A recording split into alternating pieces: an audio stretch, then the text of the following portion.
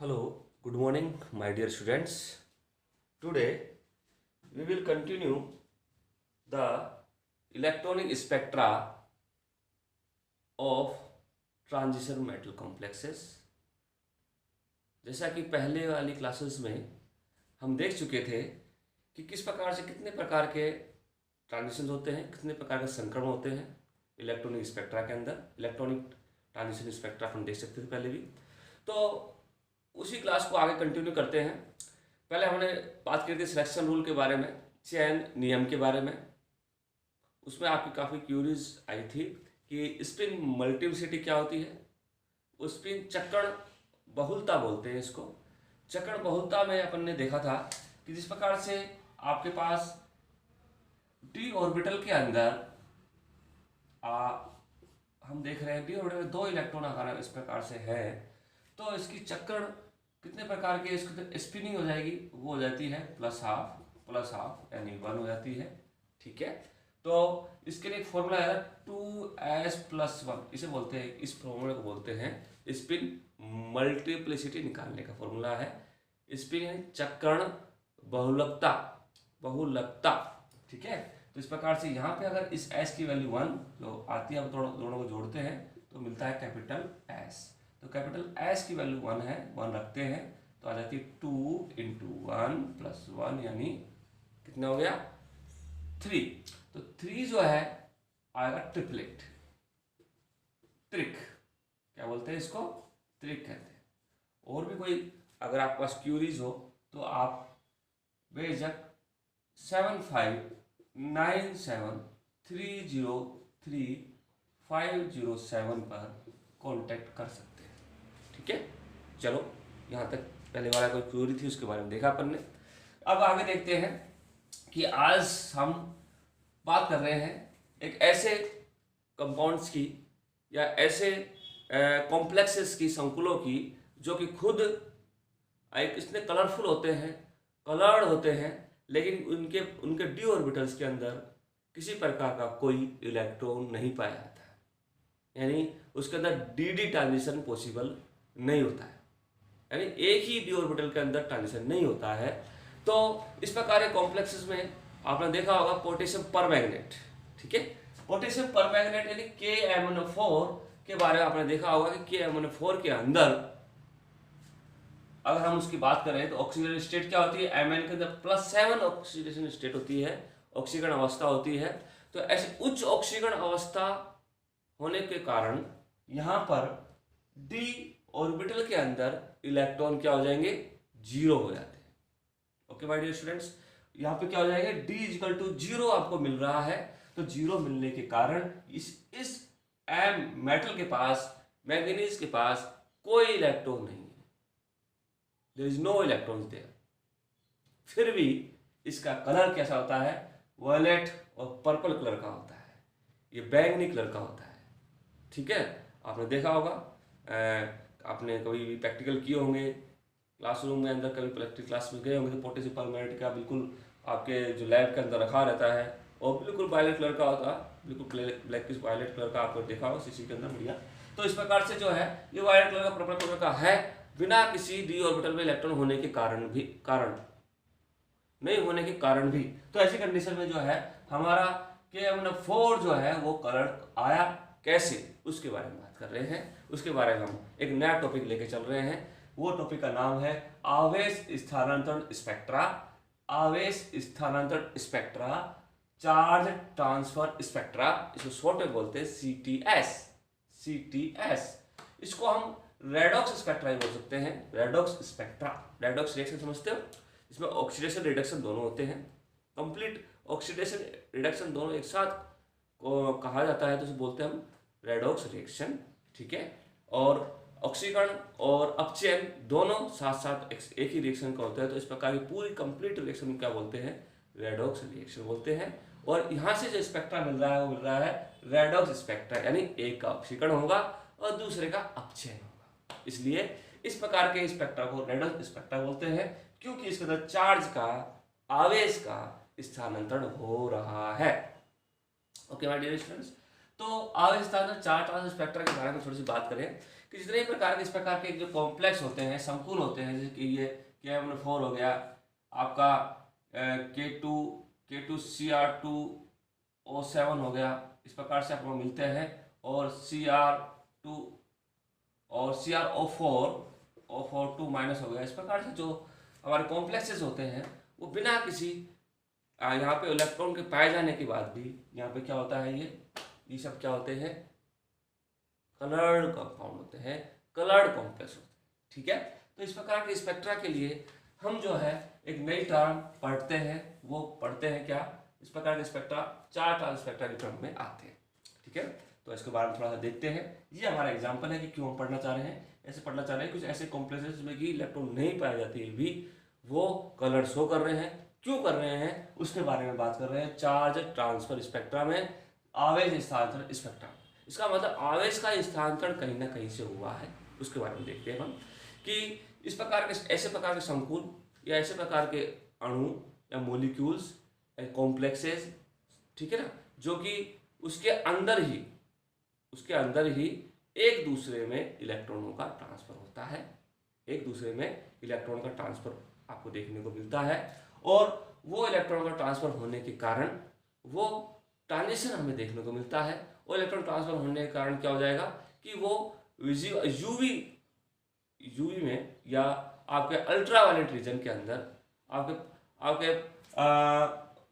Ultraviolet reason के अंदर क्या करता है, वो स्पेक्ट्रा को बनाने के लिए लाइट एब्जॉर्ब करता है, वहाँ से लाइट को लेगा, और लेकर के बाद में अल्ट्रावायलेट रीजन के अंदर वो एब्जॉर्वेशन अवशोषण शो करता है। और इस प्रकार के जो चार्ज ट्रांसफर स्पेक्ट्रा है, उस चार्ज ट्रांसफर स्पेक्ट्रा का अवशोषण जो गुणांक होता है, ठीक है, जो मोलर एब्जॉर्प्शन कोफिशिएंट होता है, वो मोलर एब्जॉर्प्शन गुणांक जो है, वो गुणांक का मान 500 से 2000 तक होता है।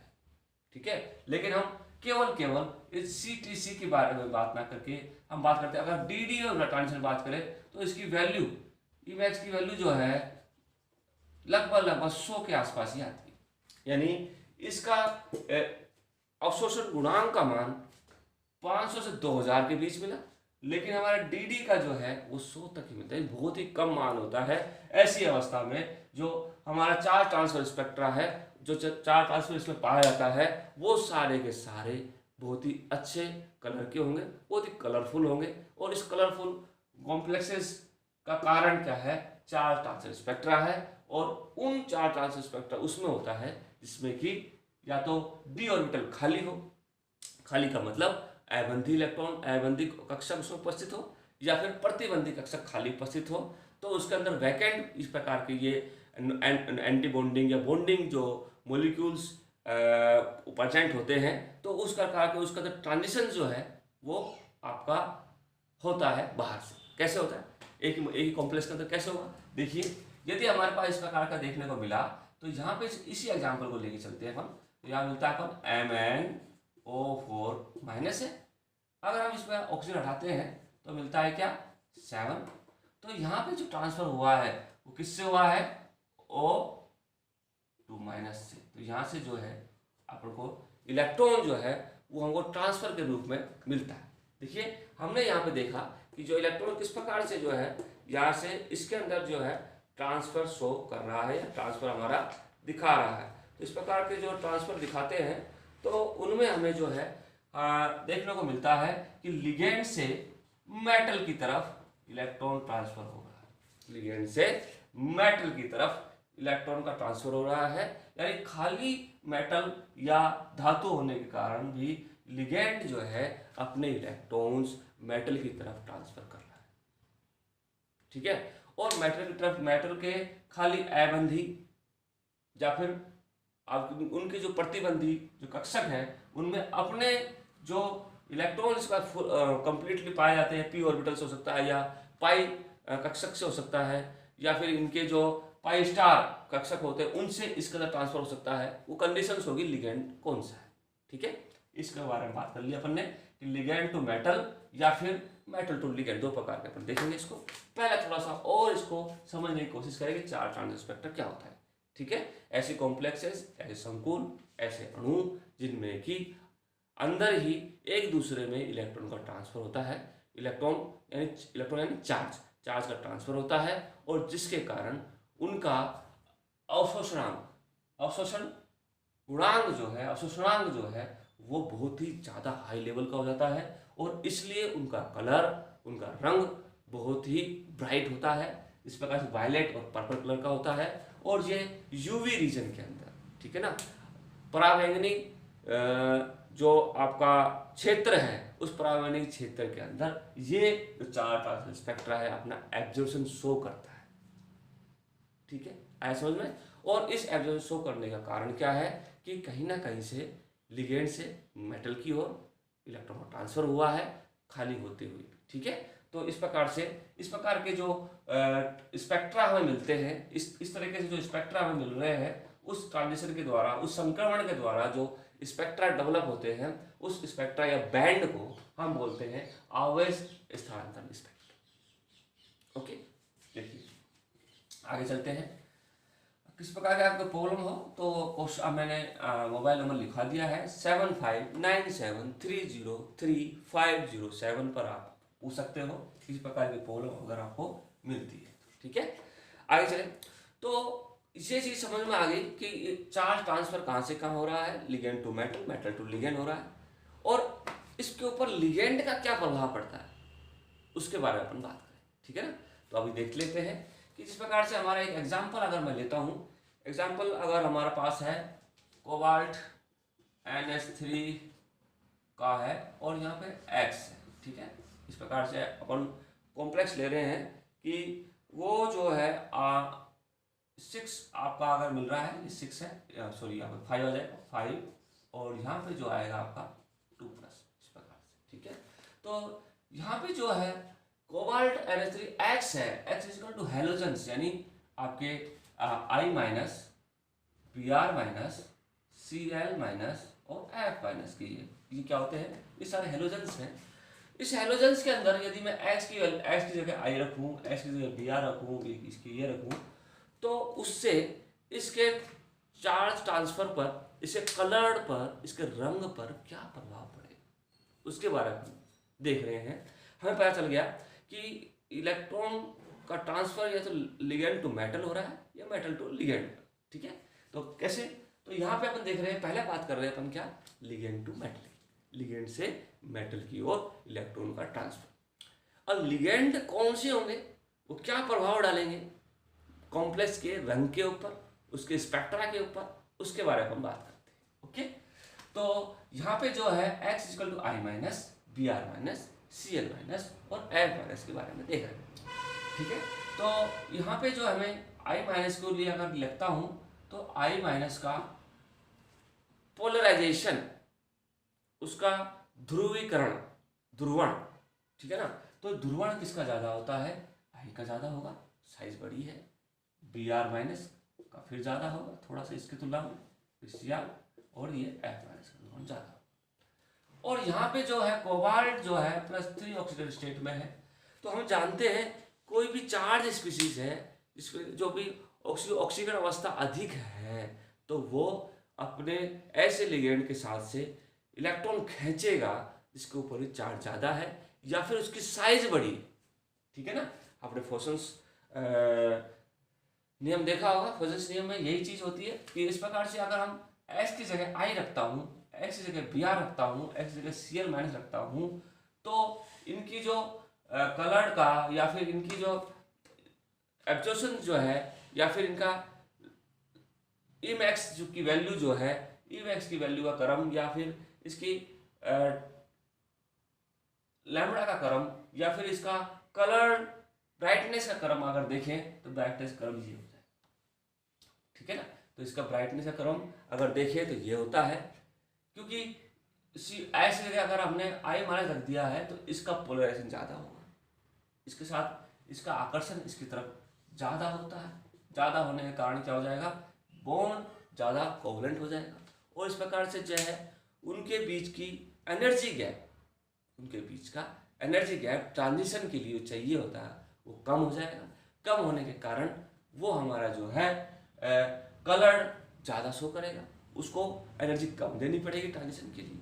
तो इस प्रकार से हमें जो है ये ज़्यादा ब्राइट वाले या ज़्यादा कलर वाले कॉम्प्लेक्सेस मिलते हैं। अगर हम इसका उल्टा देखें डियर स्टूडेंट्स, अगर हम इसका उल्टा देखते हैं तो उल्टा किस प्रकार से कि अगर हम एफ की जगह बात करें तो उसकी आवर्ती का क्रम अगर देखें कि इसकी संक्रमण आवर्ती ट्रांजिशन फ्रीक्वेंसी का क्रम देखें तो ट्रांजिशन फ्रीक्वेंसी क्रम क्या हो जाएगा, उल्टा हो जाता है। ये तो हो गया इसका पोलराइजेशन का क्रम या फिर कलर्ड का क्रम इसे बोल सकते हैं। और इस प्रकार से आवेश स्थानांतरण, इलेक्ट्रॉन आवेश स्थानांतरण की जो है वो अवशोषण जो है वो यू क्षेत्र में पाया जाएगा। और इस प्रकार से अगर हम दूसरा अगर कोई एग्जाम्पल के बजाय इसमें अगर आवर्ती का देखें तो सी आर माइनस और इसके बाद में बी आर माइनस और इसके बाद में था आई माइनस। ये आवर्ती का क्रम, आवर्ती का मतलब है कि इसके बीच में जो एनर्जी गैप है, ठीक है, वो एनर्जी गैप यहाँ से यहाँ ट्रांजिशन करने के लिए एक लिगेंड से मेटल में के जो मॉलिक्यूलर ऑर्बिटल्स है, एमओ है, इसके एमओ है, उस मॉलिक्यूलर ऑर्बिटल्स के अंदर जो गैप है वो गैप पैरेक्टिला बढ़ जाता है। और क्योंकि इसके साथ में इसका जो इंट्रैक्शन जो है इतना स्ट्रॉन्ग नहीं हो पाता है और इसकी आवर्ती जो है आवर्ती का क्रम जो है आपको ये मिलता है, ठीक है ना। और इसके अवशोषणांक का क्रम या फिर लैम्बडा मैक्स का क्रम जिसका अधिक ज़्यादा होगा उसका ये मिलता है, यानी इसके ये ज़्यादा कलर्ड वाले होंगे, ज़्यादा चार्ज ट्रांसफर स्पेक्ट्रा इसमें इजीली होगा, इसमें चार्ज ट्रांसफर स्पेक्ट्रा की speed, rate of charge transfer spectra और उसकी जो क्रम होगा रेट का, यानी उसकी जो कलर्ड कंपाउंड जो है वो लैम्बडा मैक्स ज़्यादा होने के कारण ये क्रम हमारा लैम्बडा मैक्स का होगा और इसका चार्ज ट्रांसफर इजीली होगा। इसमें चार्ज ट्रांसफर थोड़ा सा समय लगता है, कारण क्या है कि इसके बीच में पोलराइजेशन ज़्यादा होता है, इसके बीच में पोलराइजेशन कम होता है। इसलिए आवर्ती का क्रम देखें, स्थानांतरण आवर्ती का क्रम देखें तो ये मिलता है। और अवशोषण का क्रम देखें यूवी रीजन के अंदर तो सबसे अच्छा इसको मिलता है। और इसलिए ये वाले कॉम्प्लेक्स जो है ज़्यादा कलर्ड वाले होते हैं और ज़्यादा ब्राइटनेस वाले होते हैं, ठीक है। एक चीज समझ में आई, लिगेंड का प्रभाव देखा तो लिगेंड जो है वो डिसाइड करता है कि L2M के अंदर लिगेंड टू मेटल के अंदर इलेक्ट्रॉन का ट्रांसफर जो होगा वो लिगेंड के प्रकृति के ऊपर भी डिपेंड करता है। अगर वो ज़्यादा पोलर होगा तो इजीली इसको दे देगा क्योंकि इसकी ऑक्सीकरण अवस्था है और इसके ऊपर नेगेटिव चार्ज, ठीक है। इस प्रकार से अपने लिखा था पोटेशियम परमैंगनेट के अंदर O माइनस नहीं, अपना पूरा का पूरा चार्ज जो था वो मेटल Mn+7 को दे करके वायलेट कलर का या पर्पल कलर का हमारे पास क्या लिखे है, कलर आ गया, शो करता है, ठीक है। अगर इसकी जगह हम Cl या Br को रखते तो Br को रखते क्या बोलता, ब्राउन कलर का। जैसे कि हमने बात करें MnO आपका KMnO4 जो है उसका अगर हम इसको देखें तो ये टेट्राहेड्रल TD शेप का होता है, टेट्राहेड्रल शेप का हमें देखने को मिलता है। और ये टेट्राहेड्रल की जगह हम ऑक्सीजन की जगह हम कुछ और देते हैं, जैसे Br4 माइनस देते हैं, ठीक है ना।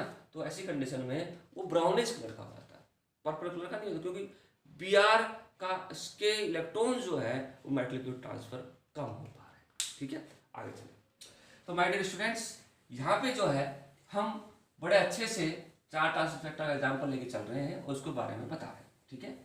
अब एक चीज और समझ लीजिए, उसके बारे में अपन फिर देख लेंगे। और जैसे कि एग्जाम्पल है, फिर एक एक करके दो प्रकार के चार ट्रांसफर फैक्टर के बारे में बात करेंगे। एक थोड़ा सा एग्जाम्पल और, जैसे कि कॉपर है, Cu है, Cu2+ ऑक्सीडेशन स्टेट में होता भी है और Cu+1+ ऑक्सीडेशन या प्लस ऑक्सीडेशन स्टेट में भी होता है, ठीक है।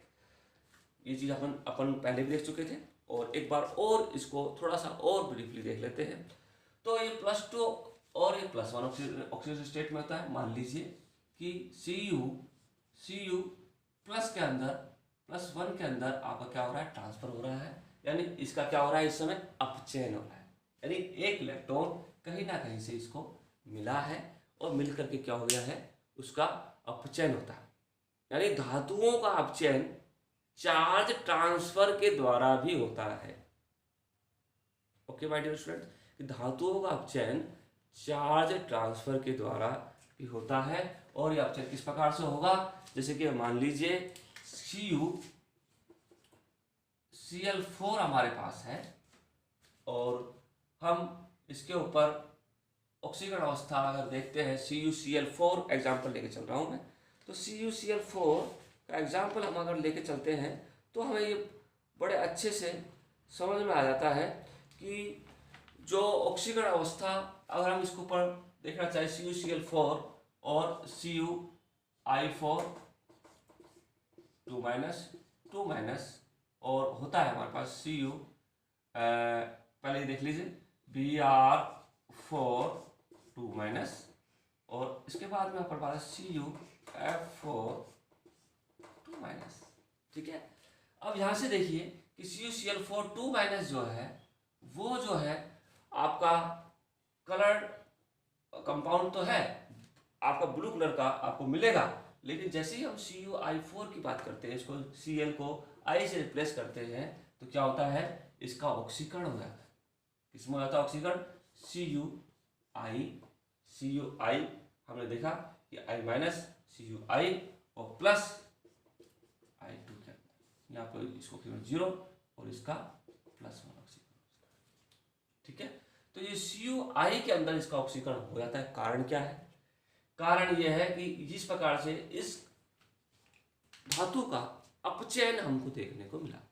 कारण मैंने थोड़ी देर पहले बताया था कि ऐसा लिगेंड जिसका कि पोलराइजेशन, जिसका कि साइज बड़ी हो, तो वो अपने इलेक्ट्रॉन टोटली धातु को ट्रांसफर कर देते हैं और ट्रांसफर करने के बाद में वो जो है धातु अपना ऑक्सीकरण अवस्था +2 से 2+ से +1 में चली जाती है।